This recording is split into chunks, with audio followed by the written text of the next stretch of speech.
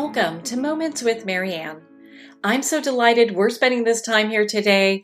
We have a very inspiring show coming right up with special guests, Dr. Eben Alexander and Karen Newell. And they're here today to share with us their new book, Living in a Mindful Universe, a neurosurgeon's journey into the heart of consciousness. Now, many of you know Dr. Eben. He is the author of the New York Times #1 bestseller, Proof of Heaven and Map of Heaven. Dr. Eben Alexander was an academic neurosurgeon for over 25 years, including 15 years at the Brigham and Women's Hospital, Children's Hospital, and Harvard Medical School in Boston. Now, Karen is a lifelong seeker of esoteric wisdom and has amassed a wealth of firsthand experiences exploring the realms of consciousness. She is the co-founder of Sacred Acoustics, an innovator in the emerging field of brainwave entertainment audio recordings used to help listeners reach transcendental states of awareness. So it's my great pleasure to introduce Dr. Eben Alexander and Karen Newell to the show. Well, thanks for having us, Marianne. It's great to be here. Yes, thank you so much. Oh, what a joy it is to have both of you here, and of course to talk about your new book, Living in a Mindful Universe. Oh, we're very excited about it because it's a very ambitious effort to bring really modern science and spirituality together in one package, and I think that's what catches people's attention when they encounter this book. Well, and what's really interesting, I think people have been asking for a book like this for a very long time. They want to see that bridge between science and spirituality. Well, I think that's very much the case. I mean, our world seems to be in a fair amount of trouble, I would say. It's not necessarily following a smooth pathway. There's a lot of conflict and kind of misunderstanding and fake news and all of that. And what we're trying to do is kind of return people to a center and to a discernment and to a way of kind of using their intuition and going within and all of this to making better sense of their lives. And that's really what Living in a Mindful Universe is all about. So what makes it so unique is, there is a lot of spiritual information in there, but what's special about it is the scientific framework underlying it all. And that's what Eben really brings to the table, is not just things that we have to take on faith, but there actually is some science behind it. And a lot of conventional science like to ignore some of these things, but the more open-minded ones are really seeing that science can bring a lot of those spiritual concepts to some real kind of solid foundation behind them. Well, and before we get too ahead, because I've got a bunch of questions for the both of you, because this book I felt was really profound, and it really does take some great attention. How did it come that the two of you are working together on such a, just a fabulous project? Well, I would say in many ways it kind of started with my near-death experience back in 2008. Which was chronicled in the book Proof of Heaven. But that book is really kind of a question mark. It says, well, okay, these extraordinary experiences reported by millions have they seem to refer to a common realm, and there's something about the deeper nature of spirit that we need to acknowledge as opposed to just dismissing it as hallucination. But really, in many ways, when I look back on the journey, it's even more empowered by Karen's experience. And, I met her 3 years after my coma and came to realize that she had been living her whole life from a philosophical position that I was just beginning to discover was the best way out for modern science, quantum physics, consciousness studies, and all that. And it's really that position of idealism where mind is fundamental in the universe. And when I first met Karen, I realized that, shock of all shocks, she'd been living her whole life from that idealist position and doing it very, very well and having great insight into kind of the workings of this world. So in many ways, I think it's just an evolution of her journey, kind of combined and catalyzed by my journey chronicled in Proof of Heaven. But this is really all about a bigger awakening, because you cannot just follow a scientific pathway or just follow a spiritual pathway to get to these deep truths. You really need all of it. It's a bridge between science and spirituality, and that's what we're trying to put together in this book. Yeah, and when I first met Eben and asked him, what happened during your near-death experience, I was expecting a big kind of spiritual explanation or lesson that he learned, but instead he looked at me and he says, the brain doesn't create consciousness. And I was confused and said, why would anyone think that it does? And so you can see we were coming from completely different opposite ends of the spectrum, yet we found so much common ground. And eventually we decided that it belonged in a book so that people could really see that they're not two completely polarized things, that they really can come together. Well, I'm so glad that you both brought that up, because a lot of times when you meet people who are extremely spiritual, they're not grounded. And it's really difficult for people who come from the science community or who are lateral thinkers can even connect with what they're saying. And so it's so nice to be able to have a book that bridges both of that. Well, and one of the things that, what you're saying, that spiritual people are not always grounded, that is true. They get very wrapped up, and I went to many, many, many spiritual conferences, interacted with these people. I myself probably became ungrounded here and there. But what's really important in the spiritual realm is discernment. It's not that everything you come across is the God's honest truth. You really have to develop a sense of discernment. And scientists, of course, have drawn the line in a particular place in the sand, many of them. And I say we can go across the sand a little bit, but not necessarily all the way and believe everything we hear in the spiritual kind of community. But there's plenty of it that rings true, that can be found to really kind of be universal truths that all of us can count on. Yeah, I think one of the biggest problems in our modern culture is kind of the reign of super specialization. And we all look to the experts, and especially look to the scientific experts to get some answers about what might be true. But the problem is consciousness is so gigantic. I mean, it's really the only thing any human being has ever known. And some materialist scientists simply dismiss consciousness as an epiphenomenon of the workings of the atoms and molecules in the substance of the brain. And that is a major error, and that's where our mainstream science has gone wrong, is to so completely miss what consciousness is, and that this is all really about the relationship between brain and mind.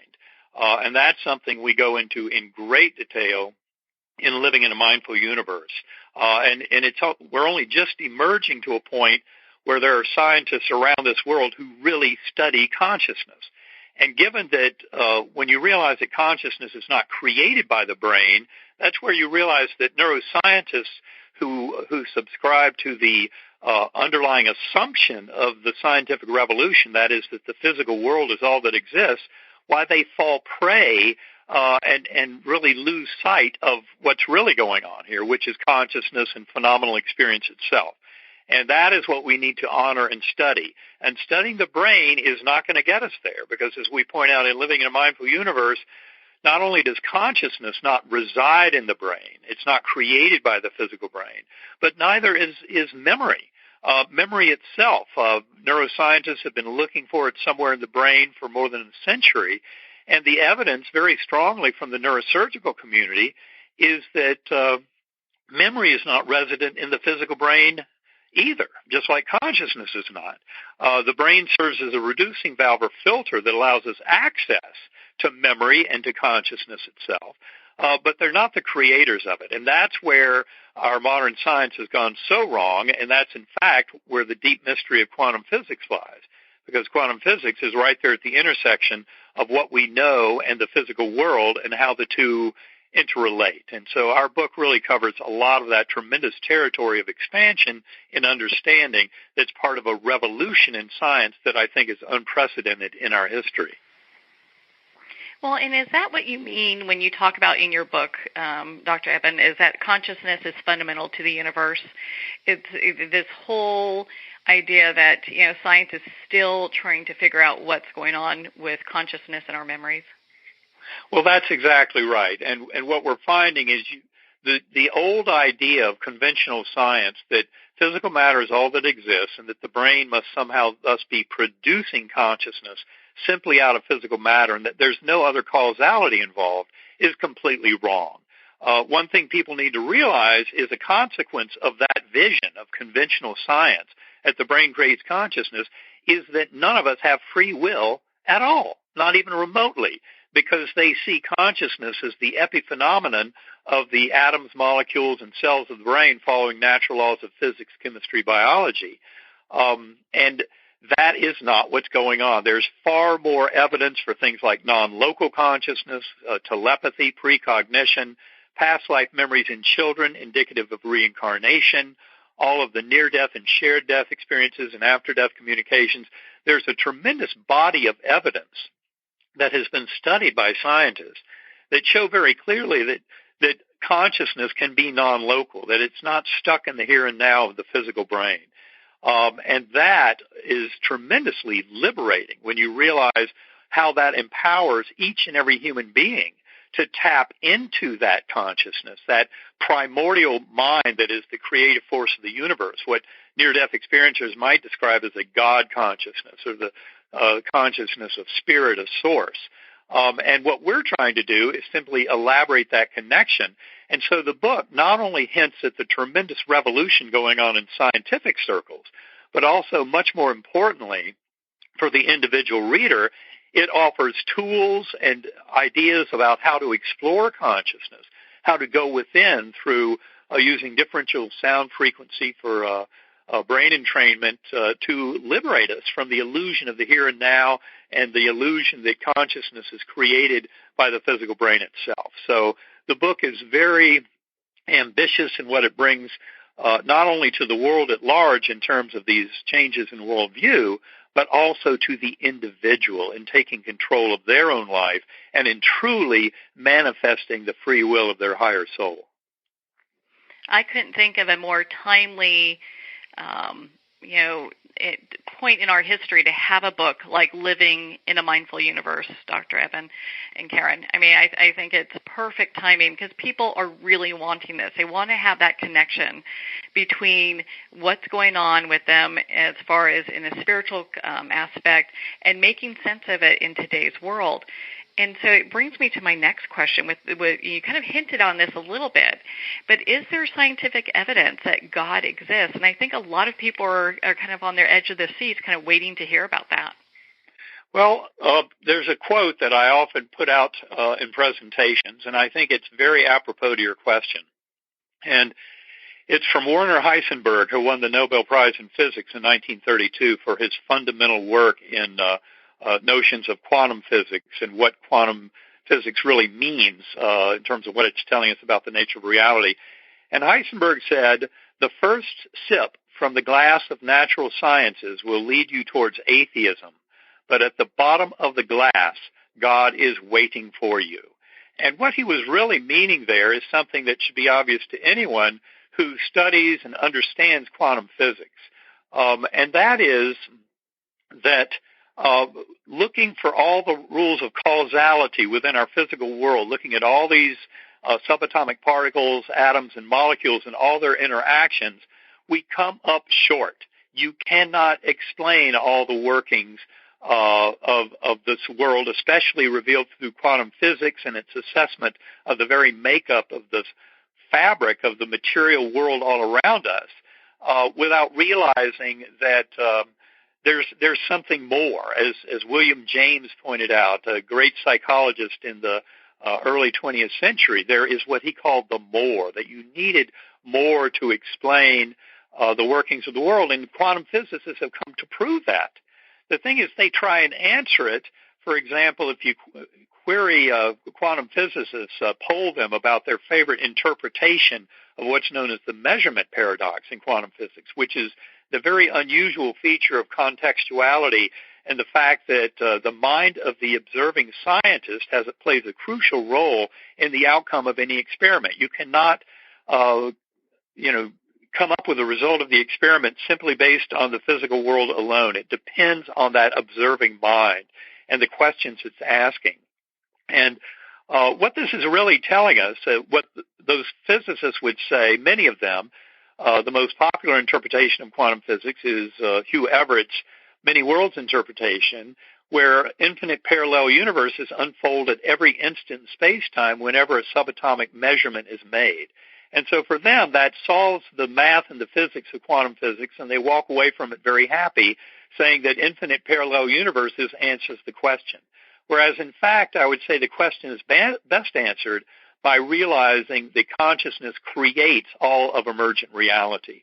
And this is the view that is coming to a head in quantum physics, because the experiments have more and more refined the affirmation of entanglement, or what Einstein called spooky action at a distance. And as we explain in Living in a Mindful Universe, that's why the primordial nature of consciousness, how there is really the one mind and we all participate in that one mind, that is what explains this. And it is absolutely something that one could interpret as a God consciousness, as a co-creative force that participates with our minds in emergent reality. And that's why things like prayer have so much power. That's why things like synchronicity, that is, the apparent coincidences in life, when we look from a broader perspective, we realize they are giving us hints about the fundamental nature of mind as controlling all the working elements of the emergent reality of our universe. So we really cannot get away from that sense of mind or consciousness, that God force, at being as the source of it all. Well, and to kind of piggyback on that, what are your thoughts of the scientific evidence for reincarnation? Well, actually, that evidence is very strong. If you look, for example, at the works of Ian Stevenson, who was the head of psychiatry at the University of Virginia in the 1960s, 70s, 80s, and the Division of Perceptual Studies that he founded at UVA. And in fact, that group, currently headed up by Dr. Jim Tucker, now have analyzed more than 2,700 cases of past life memories in children, where the best explanation is actually of reincarnation. Now, of course, you have to guard carefully against fraud and deception, which these scientists have done extensively. And in fact, I think the thing that gets many people's attention is when they realize that something like 35% of those 2,700 cases have concerned children who have birthmarks on their bodies that correspond with the lethal injury of a prior lifetime. And that is really stunning when you realize there's that kind of physical evidence and connection that links them to the story that they're trying to tell of having memories from a past life. Now, it'd be one thing if you had one or two or three such stories, but these investigators over decades, scientists, have found more than 2,700 such cases. We really need to just acknowledge that reincarnation is absolutely real. And then any other kind of models of brain, mind, consciousness, and the workings of human realities need to incorporate that kind of very broad understanding of the absolute reality of reincarnation itself. Yeah, when we look at consciousness as this, this energy that's coming in constantly, it makes sense that there would be reincarnation cases that happen, especially when you talk about, children having these memories or these different things that happen, and then over the course of time, it's kind of proven that these are things that they've not been exposed to. Right. Well, I think it's very important to also point out, so you start with this tremendous scientific base of studies of past life memories in children indicative of reincarnation that gives you this broad picture of, yes, reincarnation is real. But from that, I would also argue, then look into the world of transpersonal psychology. That is a world that has evolved, especially in the last 2 or 3 decades, a lot of it based in the work of brilliant investigators like Dr. Stan Grof, Dr. Michael Newton, and Dr. Brian Weiss. And these these people were all trained in a kind of a conventional physicalist worldview, just as I was, but they came to realize in working with their patients that you could not explain all the challenges and trials and tribulations of this lifetime without realizing that tremendous swathes of it are governed by events that have occurred in other lifetimes that these same souls have been through. So what it's pointing out is that our soul journeys are vast indeed. You cannot explain them within one lifetime. And in fact, a lot of the healing and becoming more whole that comes from the world of transpersonal psychology is very much dependent on the fact that we kind of set the stage for the events in this life through our actions and behaviors and thoughts in previous lifetimes. And that's where I think we really start getting a far bigger view. Now, of course, proving the reality, the factual reality of what someone might glean in a past life regression can be very challenging. But if you read the works of some of these great investigators, you find that there is plenty of evidence there.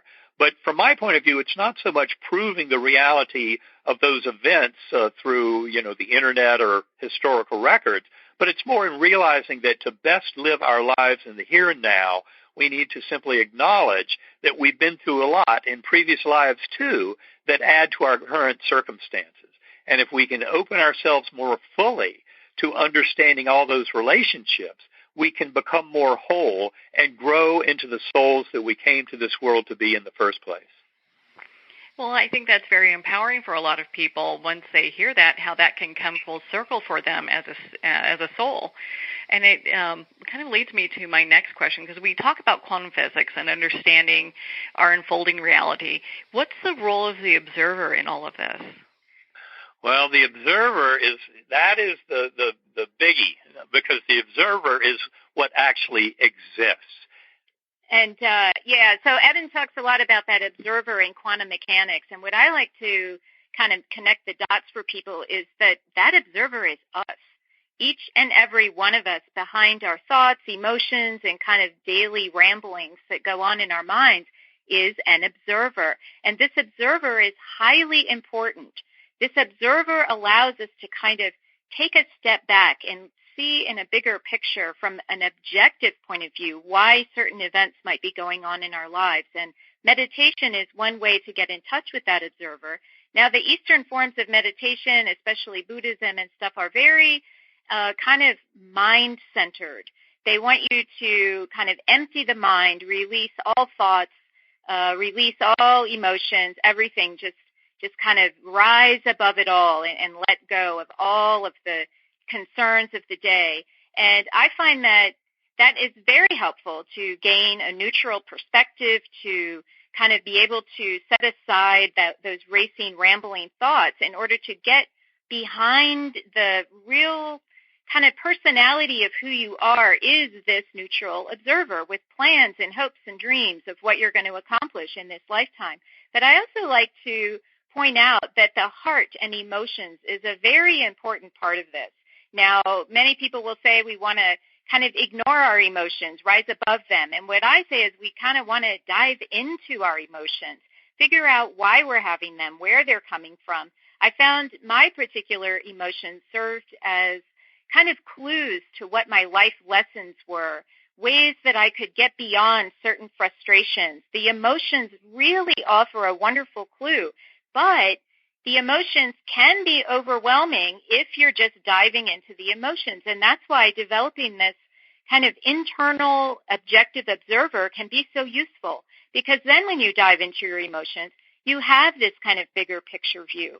And this is one of the ways we kind of dance between, our rational mind and our passions, our feelings. And the kind of modern world, really, as we all kind of grew up, crying wasn't necessarily valued, and being emotional and losing control of yourself, being all histrionic, wasn't necessarily useful.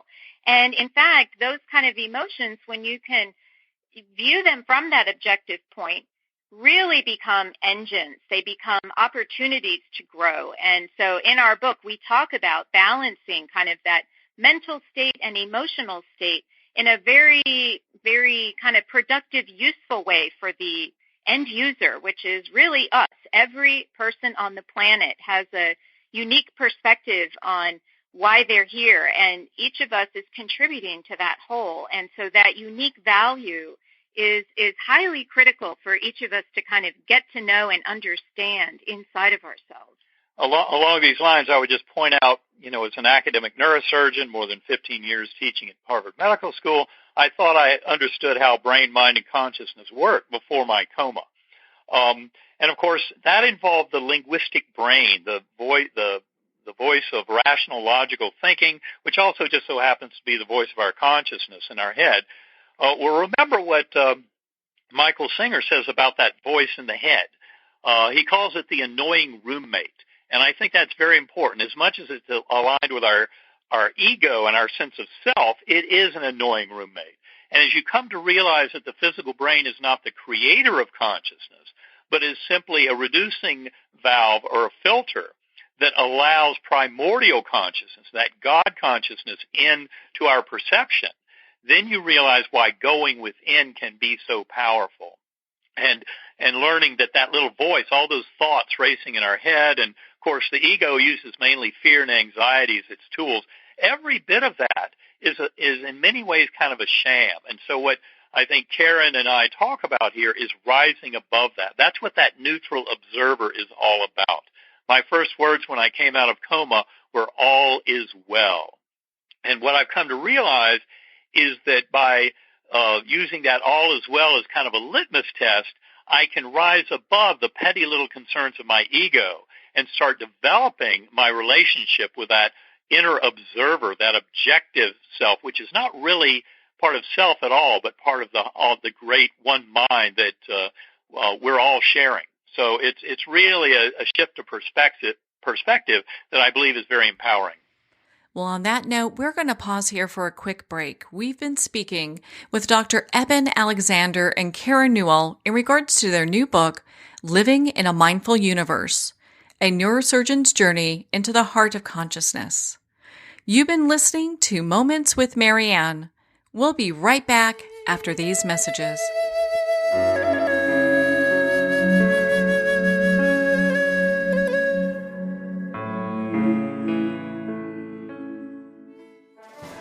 Internationally recognized and award-winning author Judy Goodman works and teaches outside the box of limited thinking. Working with people from every walk of life, her goal is to empower you to be the best you can be, no matter what the challenge is. Born with the gift of seeing beyond our normal vision, she has an extraordinary gift of working with every challenge. Teaching beyond conventional wisdom, her work is described as life-changing. Visit judygoodman.com. That's judygoodman.com.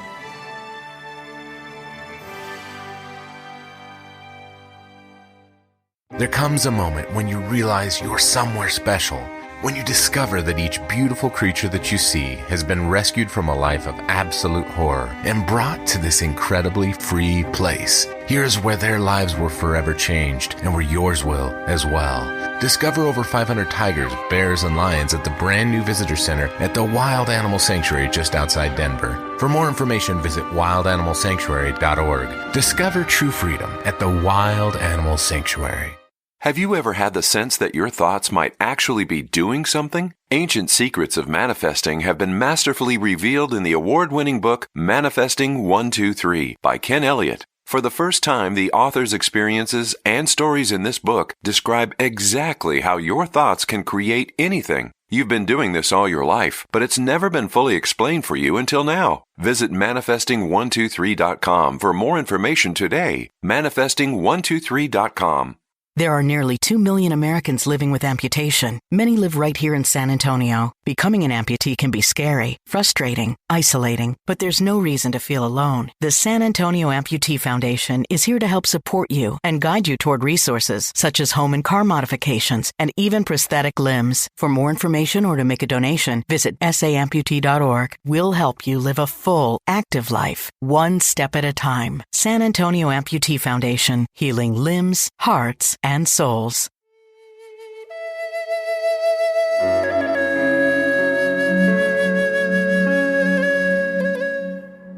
Welcome back to Moments with Marianne. We're here today with special guests Dr. Eben Alexander and Karen Newell, and they're sharing with us their new book, Living in a Mindful Universe.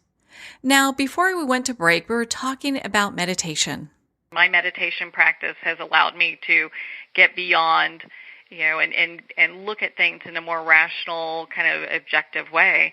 And it's interesting, Karen, when you talk about diving into the emotions, there is kind of a sense when people do a meditation practice for a period of time, it seems like there's a level of frustration because it's like maybe their practice kind of stalls out or they're not getting to a new plateau. But when you talk about diving into your emotions, it's really dealing with the here and now. And I think a lot of people will enjoy using this as part of their practice. Yeah, and the heart really is so useful, and we've forgotten about how useful it is. HeartMath Institute in California has been doing research for decades on the heart, and what they found is that there's this torus field, this electromagnetic field that emits from all of our hearts. Now, really, any kind of electric system does emit the same torus field. The brain has one too, but the heart's is massively larger than the brain's. It actually extends out from the body at least 3 feet, and every time they seem to build a device to measure it, we seem to eventually reach the maximum of that device's ability to measure. So one might argue that heart field is unlimited in its power to reach around the world. Now, the most interesting thing to me is that torus field actually affects the people around you. They've done experiments where someone will sit across the table from someone else, and the one person who is involved in the study knows how to do a particular technique they call coherence. And coherence really is just, at its most basic, just feeling a sense of gratitude in your heart, feeling a sense of gratitude, not thinking about a sense of gratitude in your mind. That's very simple, but feeling that sense of gratitude. So when people who have practiced that technique sit across the table from someone who's not practicing that technique, their heart rate variability and their brain waves start to synchronize with the person sitting across from them. And so this, to me, is the absolute most powerful thing that can empower each and every one of us, knowing that what emotions we're holding in our heart is affecting the people around us. I kind of liken this to the ultimate golden rule.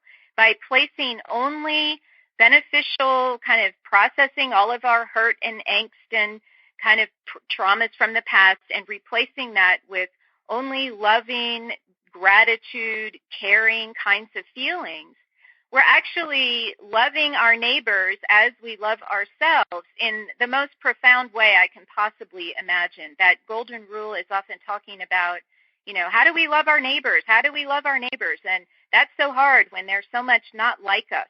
But when we can love ourselves, not just with our minds and appreciate who we are, but actually become the love that is at the center of each and every one of our consciousness, that is how we can really demonstrate that golden rule. And I feel it's really each and every one of our responsibilities to take that into our consciousness. We can't manage the hearts of anyone else in the world except our own.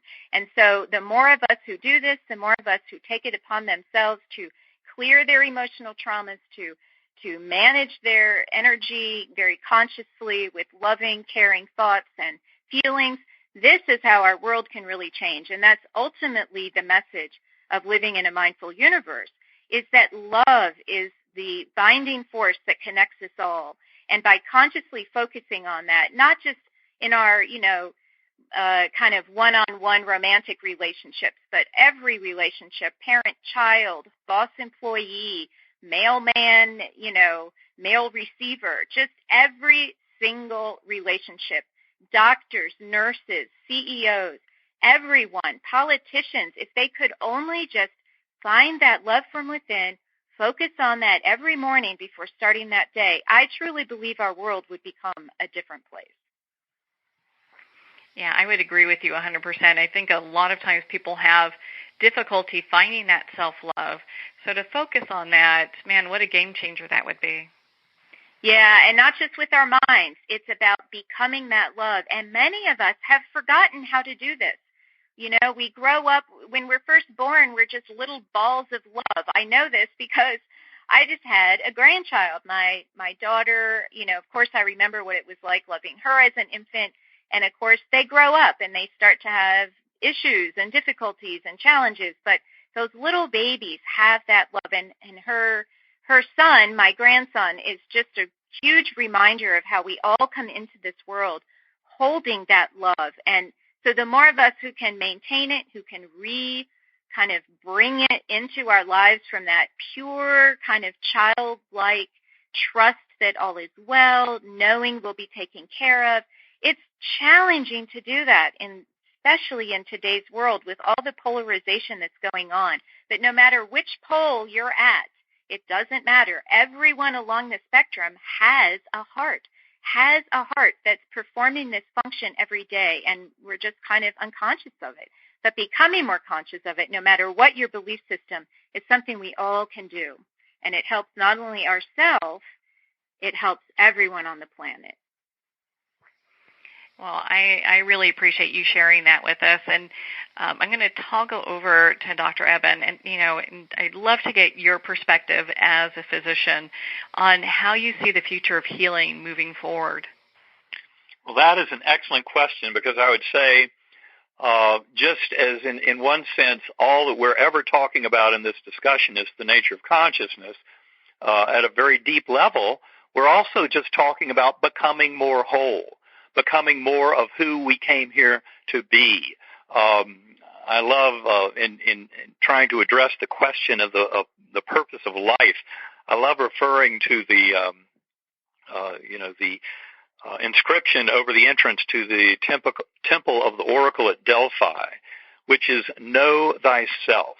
And essentially, that's what all of us come into this world to do, is to know thyself. But the interesting thing is this evolving model of the relationship between brain and mind based on quantum physics and on modern consciousness studies is very clear on the fact that we are all, in essence, sharing one mind. There's a tremendous amount of overlap in our conscious awareness, our shared consensus reality, but in many ways we are sharing, kind of living the dream of the one mind, and we're all participants in this. And so this is about really learning more about the universe, because in essence, each and every one of us has an identity with the universe at large, and becoming more whole is, in essence, trying to define that in a much richer form. And that certainly involves, as I could see when I came back from my coma journey and my near-death experience and reported in Proof of Heaven, but it certainly involves an acknowledgement that love is the binding force of all. That's essentially what near-death experiencers have been telling us by the millions, over thousands of years, independent of any prior religious belief systems or what have you. People touch that love, that incredible sense. And that's something I tried to convey in Proof of Heaven, was the extraordinary nature of that infinitely healing form of unconditional love, basically the love of the Creator for the creation. And so each and every one of us is in a process in our life of trying to understand more and more about who we are in this universe, which really means defining that much broader relationship of the one mind and how it is generating all of emergent reality. So it's really all about healing. I came to see that the challenges and difficulties in life, and that certainly as a doctor would include injuries and illness, that these are gifts. These are these stepping stones that allow our souls to grow. If all we did was win the lottery and sit around drinking champagne on the yacht all day long, we'd get nowhere. That is not a gift. The gift is in how we are able to kind of discover ourselves and enrich and learn who we are as souls by facing the challenges. And that includes the tough stuff, like a terminal diagnosis, the suicide of a child, something like that. I mean, really the big bad stuff. That's what we deal with in all of our workshops and conferences, are these tremendous losses that people have in life. And what we try and point out is how those extreme challenges offer up a beautiful pathway of discovery by recovering the notion of love and connectedness with our loved ones, with the universe, by coming to realize that we don't just exist birth to death and nothing more in one incarnation, but we have a far vaster experience of multiple incarnations of growth, and that always the guiding force is one of love, of first and foremost recovering love for self, because that's the greatest travesty of our modern civilization, is we've really lost that sense of love for self as divine connected beings with great responsibility for our emerging reality. But it's our free will that must manifest that. And the more that we can manifest unconditional love for self and others, neighbors and, quote, enemies, that's how we bring healing into our lives. The more we recover that sense of having been here before, that we're with our soul group, and that we come back again and again, all in an effort to grow and learn and ascend towards oneness with that divine force of love at the core of it all, then we realize that by manifesting love, compassion, kindness, mercy, forgiveness, and acceptance to self and to others, that's how we really grow and become more whole. And becoming more whole is healing. Healing comes from the same root. That's what we're talking about. And this is a journey of discovery that we're all on. But some of the impediments of our current world, our culture, with all the fake news and kind of polarization of people against each other, is very misleading. And that's why going within, discovering many of these truths within ourselves, and how they link us with the entire universe and with our ability to shape that universe, that, I think, is what is the biggest gift of this awakening that we're talking about in Living in a Mindful Universe. Well, and Dr. Eben, do you find that having been in that experience with that, that complete love where it's unconditional, and then coming back and having to explain it sometimes can feel like a difficult task, because it feels like it's an experience that one has to go through in order to really feel the totality of it? Well, I think the best news, and this is a point that we make very strongly in Living in a Mindful Universe, is you don't have to be smote down by meningitis that almost kills you to get this. As a conscious, sentient being, everyone listening to your podcast has the power to go within and to discover these truths for themselves. Now, people often have kind of experience envy, and they want to have that big NDE where they almost die but then come back to this world.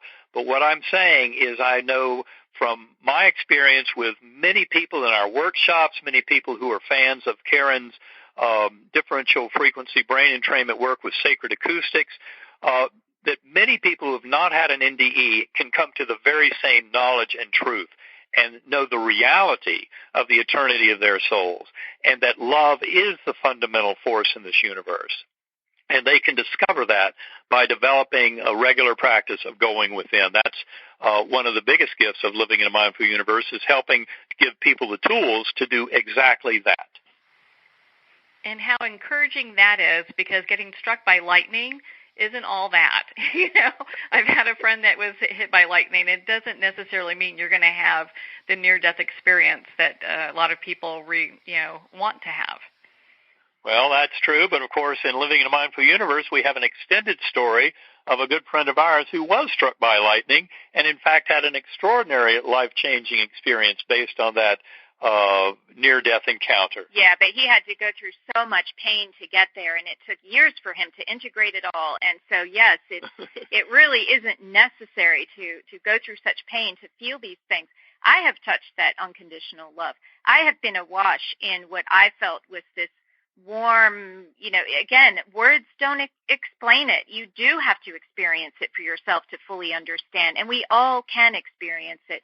When we're giving our workshops, I run into all kinds of people who have also felt that amazing, force of love without having a near-death experience. And once you feel it, you have that reference point. You can conjure it up again, and it often comes to people when they're in a big traumatic moment.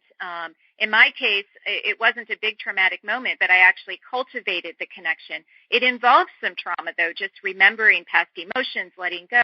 We need to let ourselves feel emotional if we stand a chance of feeling that amazing unconditional love. And usually it's that gift of desperation when someone is just so emotionally distraught, or when you're conjuring up that love from within, you can actually attract it to you. So there are many ways to do this. We're all unique. We all can kind of experiment through trial and error and find what works best for us. There's no one-size-fits-all in this kind of tradition. It really, scientists like to find the magic bullet that'll work the same on most, if not all, people, and it just doesn't work that way. We're all so unique, come from different backgrounds, different vibrational states, I would say. And so it takes different impetus to really kind of trigger these kinds of experiences. But I think it can be done. I think all of us can feel that love. And kind of one of my goals is not just to go out into a meditative space and expand and feel the love, but to actually bring that love here, bring that into our daily lives. And in fact, Sacred Acoustics just released a new recording that's called Love Body, and it actually guides people to do exactly that, to generate love from within, and then we have different sounds that kind of support the process, and then invite that love into the body. And people are having amazing experiences, some more quickly than others, some need more practice than others at really generating that feeling of gratitude, but it can be done, and it is one of our goals to really bring that love into our world here and now, not just go out and visit it and say you can't have that till you die, but to bring it here and to live with love in our lives.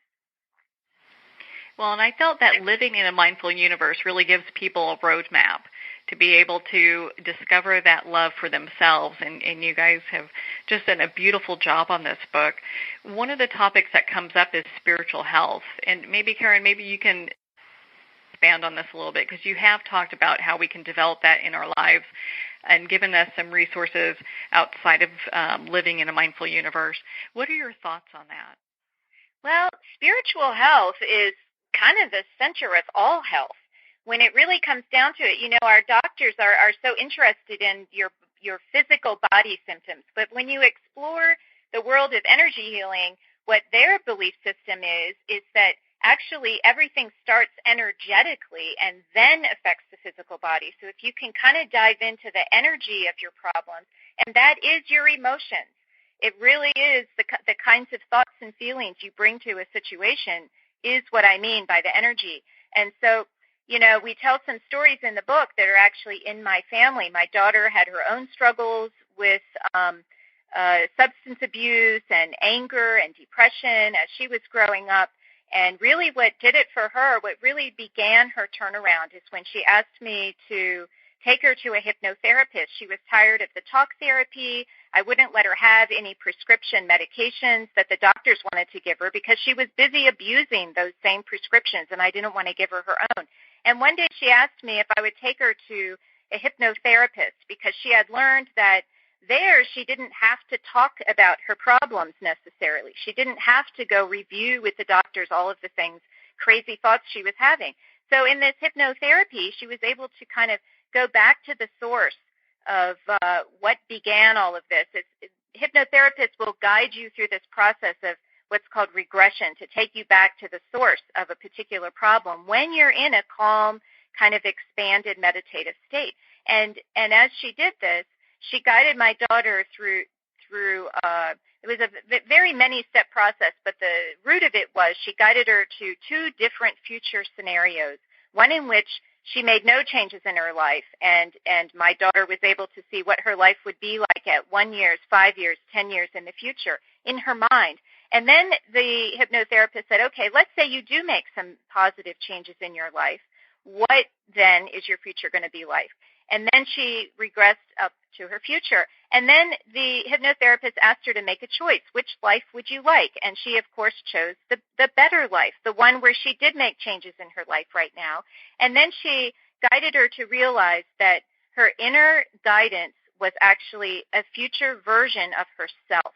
And when Jamie realized that her guide was her future, wiser self, this empowered her to no end. When she realized that her power came from within by the choices that she made, by the choices she made about who her friends were, what her emotions were going to be, how she reacted to situations, it empowered her unbelievably. And we didn't notice a change immediately from one day to the next. But often when you look back over time and you realize, oh my God, that was a huge turning point when she started to realize her power came from within, that's a spiritual connection. When we talk about spiritual health, we're not talking about going to church or having a particular religion, although people can find it that way. What we're talking about is acknowledging that unseen part of yourself, the vibrational part of yourself. That's your spiritual self. That is so important for us to come to get to know, to understand, to learn how to work with, and that is what we really are encouraging people to do. It kind of can be likened to this masculine-feminine balance where our world has really been very masculine, and by that I mean we can just say external. Masculine is very external energy. We're all focused on what's going on around us in the external world when we think about our problems. But when we can flip to looking internally at what's going on, that's a more feminine approach. And when we find that balance of external and internal, then we start to find that divine union of masculine feminine. And for me, this has been a very useful model to encourage myself to go within. Many of us don't want to take time to do that. We have so many other things going on in our lives. But when we find that balance, when we make that commitment, you really find out for yourself the power that it has. We can talk about it till the cows come home and tell you how wonderful it is. But until you start to practice, do it yourself, that's when you'll really find out. And that firsthand experience, again, is a huge focus of living in a mindful universe. Not just us telling you things, not just us, expecting you to believe what we're saying, but to go find out for yourself, to find your own truth, to see what works best in your life. But don't ignore that internal world. That spiritual world really does contribute to the physical health of the body. So how does this relate, to prayer and meditation? Well, I think prayer and meditation are just the ways that humans can most readily kind of access that primordial mind, that universal mind. For me, whenever I talk about using differential sound frequency brain entrainment for deep meditative states, I'm really talking about a form of centering prayer. Centering prayer is kind of a silent form of prayer that acknowledges gratitude, connection, oneness, a trust in the universe. And for me, it's all really part of one process, so that as soon as I go into a meditation using sacred acoustics, I often will have a goal. I'll state an intention, and Karen has instructed me tremendously in how to kind of simplify those requests or intentions at the beginning of a meditation, even down to one word. But she very much emphasizes the power of the emotional content, not just the conceptual flow. As we keep saying over and over again, you don't think your way to these answers. In essence, you're kind of following the power of that emotional engagement and addressing those emotions and what they are. But the interesting thing is you're also doing it by obtaining a perspective, that higher perspective of that neutral observer, of the one mind, the connection with the higher soul. So really this kind of meditation or centering prayer is always a form of developing a richer relationship of the sense of self, that observer within, that awareness with that creative force of the universe. And that's where I think it gets to be so powerful. But people have demonstrated that through prayer for ages. You find elements of it, say, in the 12-step program that's been so successful for Alcoholics Anonymous and for drug addicts in addicted settings, is really, in a sense, turning it over. But what we're acknowledging there in those 12-step programs is that our ego is not the boss. And I think that's the problem, is so many people are so kind of wrapped up, they begin to lose sight of the magic of that awareness, and they start thinking that their ego and their linguistic brain and that kind of voice in the head that is so full of fear and anxiety, that is really running the show. But it is not. That's little more than a parlor trick. So we're talking about using meditation and centering prayer, or a 12-step kind of approach, however you want to label it, but using that to access that higher self. where you can truly manifest a free will and a power of trust in this universe that is very much your ally. And that would come into tremendous help for so many in this world today who are circling the drain in this rising spiral of suicide and of depression across all age groups. I mean, our culture is really quite sick at this point in time, as manifested through this rising suicide and depression rate. And what Karen and I argue in Living in a Mindful Universe is that is absolutely a consequence of not coming to see this relationship of oneness with the universe, and that we are one with that creative force and with that power. And it's not our petty little ego that plays any role. We learn to put the ego into timeout, but see this as the higher good for all involved. And that is absolutely a place where you can quickly come to realize through prayer or meditation that all is well, and then start manifesting your highest dreams to become the reality of this world. Well, I think that is a beautiful note, and I think I have time for just one more question here before we go today, because, I mean, what a just enlightening discussion this has been, especially in regards to your book, Living in a Mindful Universe, and everything that it covers. When we talk about unconditional love and the epidemic that we're kind of seeing now of people that are committing suicide or feeling extremely depressed, what are some of your final thoughts around all that? Well, I think it has to do with kind of the deep message of our book and what I hope people have gleaned from this podcast, and that is a sense that we can trust in the universe, and that we do have this connection with a force that has tremendous love and care for us, and can help us to achieve this goal of oneness, of coming into being who we came here to be. But it is absolutely turning down the volume of that insanity coming out of our ego, and all the demands that ego makes. And, you know, suicide is never the right answer, especially when you realize that reincarnation is real, because we'll only come back to face the same issues again if we don't resolve them in our life review. And I think what we really want to do is bring back meaning and purpose to our lives. You know, the rise of the science and, the rational, and we can't believe in superstitious things. And I think we've come a little too far on that direction and taken away meaning and purpose. Some conventional scientists will say we're just automatons walking around following the natural laws of the, hormones and neurons and things in our bodies. And that's not very empowering. That kind of takes away all meaning and purpose to why we're even here. And I think that really contributes to that rise in depression and anxiety about our lives. And when we can restore meaning and purpose, when we can guide people to really find why are they feeling depressed, what is that trigger, what really needs to be fixed, how can we find love from within, all of these things I think will start to help heal this world when we start to make some headway. Now, Sacred Acoustics, just to mention, is actually just completing a pilot study with a psychiatrist in New York City. She's been giving our different recordings actually very specific recordings to some of her patients and measuring their anxiety over time. And she's finding that those who incorporate Sacred Acoustics into their life, those that listen to it on a daily basis, are seeing their levels of anxiety reduce much more quickly than those who are just doing regular therapy. So we're hopeful that science will start to help validate some of these different tools to help them get into the hands of more people. The crisis is undeniable.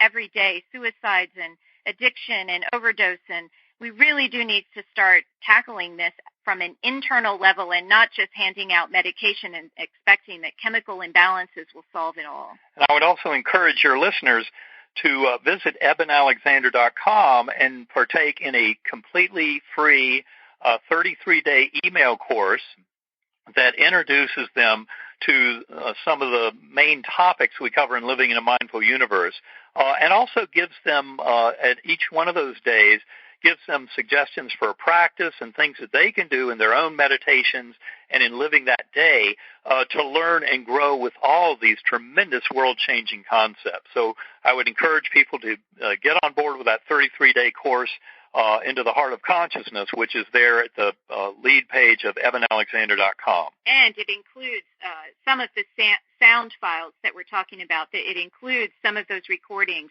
at no cost. And the beautiful thing is people from around the world have been taking this since our book launched in September. It's self-paced, so people can keep doing it whenever they wish. But they're leaving comments, and you can really see all the different walks of life that are coming to find this information useful in their lives, and they're having interesting discussions and helping each other, and we pipe in now and then, and it's just beautiful to see the world coming together like this. Well, and so, Karen, where can people connect with you? We've got Dr. Eben's website. What website would you want people to go to learn more about you and your work? Well, sacredacoustics.com is our website where all our recordings are available, and it also includes some free things. There is a free 20-minute download you can access just by entering your email. There are some free training videos that are posted on YouTube, all linked to from sacredacoustics.com, that teach people how to use this. And you don't even have to buy anything. You can apply the tips and techniques in those videos just using the free 20-minute download and or the recordings that come with the 33-day journey. So we invite everyone to check it out and find what works best for you. We have a wide variety of options for all the different kinds of personalities and approaches people might want to try. Well, and before we go, I also know that both of you have a retreat that's coming up with 1440.org. We do. That's in the end of September, I believe, and we have another weekend retreat in upstate New York at Omega Institute. And then we're at various conferences in Utah, Seattle, Santa Fe, London. You can go to either of our websites, ebenalexander.com and sacredacoustics.com, to see what might be coming your way, and that's the best way to stay in touch with us. Well, I signed up for the 33-day journey. I highly suggest everyone do the same. Dr. Eben and Karen, thank you so much for taking the time to be on the show with us here today. Well, Marianne, thanks so much for having us. It's been great being here, and hopefully we'll talk again soon. Yes, and thank you so much for what you do, which is bring different minds together to share with your listeners, and it's very much appreciated by us that you are doing that for people. Thank you. Well, thank you, Karen and Dr. Eben. My goodness, it's been such a pleasure to spend this time with you and, of course, to talk about your new book, Living in a Mindful Universe. If you'd like to purchase a book, again, you can at Amazon, Barnes & Noble, all major retailers, and, of course, don't forget our indie bookstores. Well, we're at the end of our time today. I would like to thank everyone for tuning in. You've been listening to Moments with Marianne. And remember, make every moment count.